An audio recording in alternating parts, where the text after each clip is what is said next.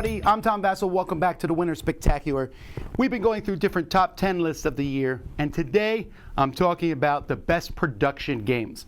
Now, interestingly enough, this year is a year full of giant, fantastically huge Kickstarter games. And some of those I'll have on my list today. But that would not make the top 10 list. It just can't all be giant Kickstarter deluxe versions of games. I think that fits on this list, but I also think smaller games that are very well produced also belong on this list. And so you'll see a bit of a mixture of that here. Also, some of those big giant Kickstarter productions have problems. Maybe they take up too much space, in my opinion. Maybe they're big and grandiose, but it takes a year and a half to put them away, or some problem that I found with them. And that may be why they're not on the list. So let's take a look here. Number 10, we'll actually start with one of the Kickstarter productions though, and that's Tidal Blade's Heroes of the Reef. Now this one has nice miniatures, it has nice boards, it has great plastic inserts that you put inside a box. If the box was a better box, this might have been higher on my list. The box is too long in my opinion, but the artwork is great. The thing that really, kind of gets me is it comes with these little fruit pieces that are little rubber fruit pieces. And there's just something about that that's very enjoyable. These little pieces, and you're using them all the time. The symbology is nice and clear. This is a cool looking game. It's a theme that's unique. It's this new kind of fantasy style world. And I think everything comes together in just a fantastic production. Number 9 is a much smaller game, but I think has great production values, and that's Project L. Now, Project L is a really simple game. If you're looking to teach people an easy game to get into, this is it, as you place shapes onto cards. But what makes this game stand out is all these shapes that you put, these little Tetris shapes, are all plastic. They have this really good feel to them. And the cards are actually 3D cards to some degree with a imprint on them that you can put these blocks into. That's it. It's just blocks and little cardboard cards that you turn over with an inset in them to put these. But it's so well done. It's the kind of game that you look at and it looks fun. It looks great. It's easy to play. It's easy to grab these pieces and throw them around. Durability. This one doesn't have like a huge footprint, but the small footprint that it does have is really well done. Number 8 is Moonrakers. So Moonrakers is interesting because it shows you that not everything has to be huge and grandiose, especially artwork. The art is fairly minimalistic, but the card quality is really well done. The symbology is really well done. It lays out on the table. Moonrakers is what I would give almost if I say, what's a game look like when it's classy? That's Moonrakers. And so even though there's not a whole lot, when I sit there and go, what single component really strikes you about Moonrakers? Well, it has good plastic spaceship pieces, I guess. But what I really like about it is clear player boards, clear spots to put your upgrade cards, very easy symbology to understand where the upgrade cards go. The card quality across the board, very well done. The whole thing fits in a nice looking box. It's just a good production. Number 7 is Godspeed. Godspeed is a game in which, there's 2 versions of Godspeed, and I'm going to actually talk about the upgraded Kickstarter version because I really wanted to push these idea of acrylic pieces. I love them. I wish more games use them, these plastic pieces with the printed stuff on them. Even if you do the cardboard version of Godspeed, that still looks pretty good.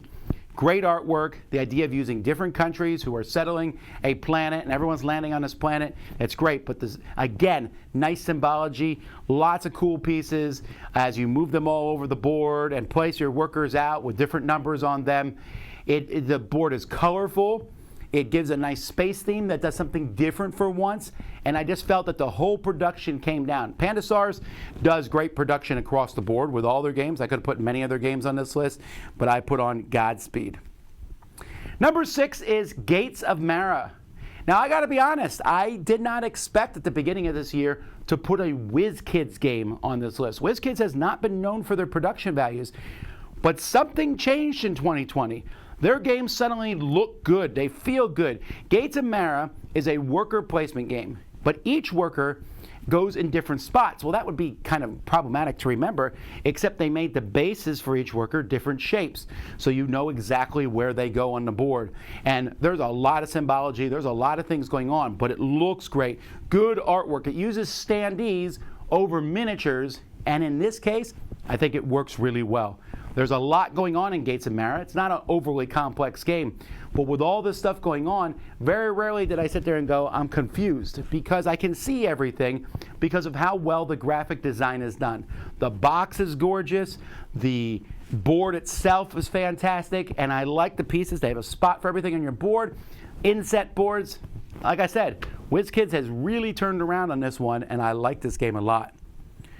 Number 5 is On Mars. Now, this is one of the few games on the list I have not played, but I cannot deny the good production value of it.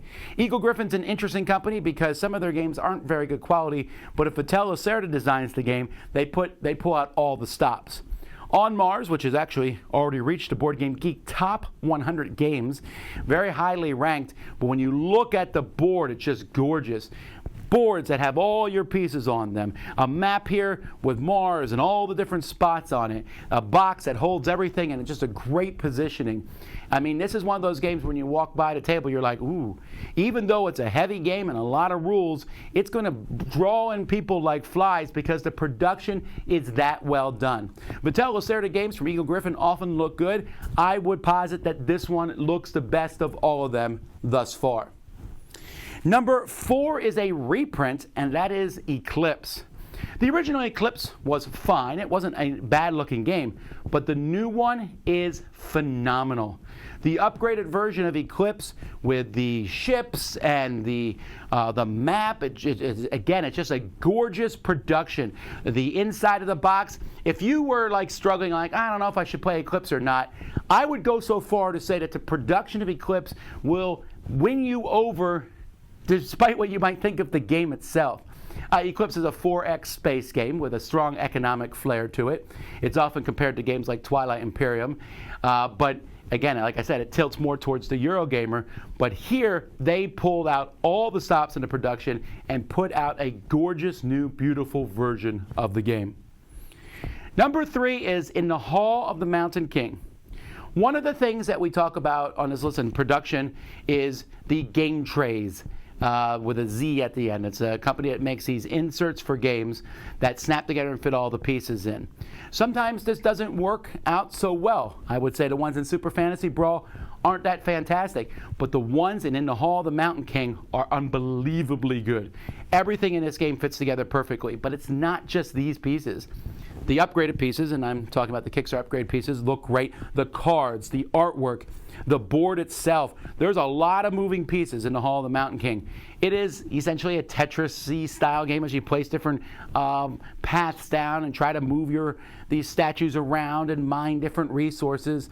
It has some cool mechanisms. It's a good game, but the production value is not only fantastic when you set it up, but when you pack it up in a box, this one is almost a joy to put away because everything fits exactly where it's supposed to be and also looks top notch. Number 2 is Honey Buzz. Now, Honey Buzz from Elf Creek Games, they did Atlantis Rising, the reprint of that, and it was an amazing production. Honey Buzz is not nearly as much of a game with a buzz about it, no pun intended, as Atlantis Rising. But the production shows me that Elf Creek just is on top of their game. From little rubbery nectar tokens that are shaped differently and colored differently to the different pieces moving around the board. This is an example. I mean, you notice I put this one higher than most of the giant Kickstarters because it's that well done. Right now, if you said, Tom, tell me a company that does good quality games, it's Elf Creek.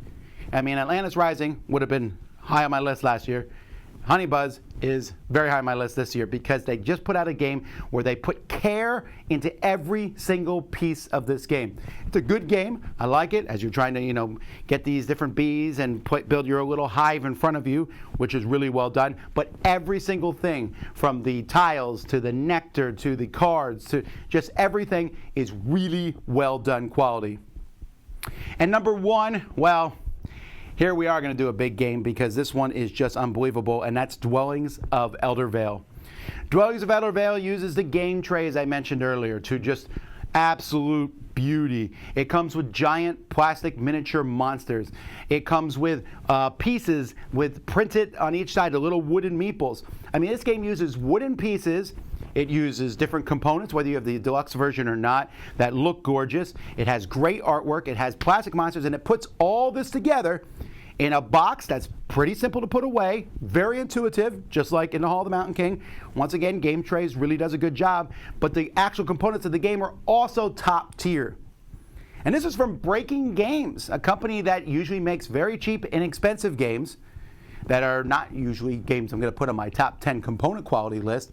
But in this case, this one makes it because it is that good. It is unbelievable. This is a game that I defy you to open a box and go, it's not that good component quality. This is like as close to objectively amazing looking as you can possibly get on a list. Well, there you go. Those are my top 10 games of production for 2020. I know there's going to be other ones that people want to talk about on this list, so go ahead, mention them in the comments below. Until next time, I'm Tom Vasel, and you've been watching the Winter Spectacular on the Dice Tower.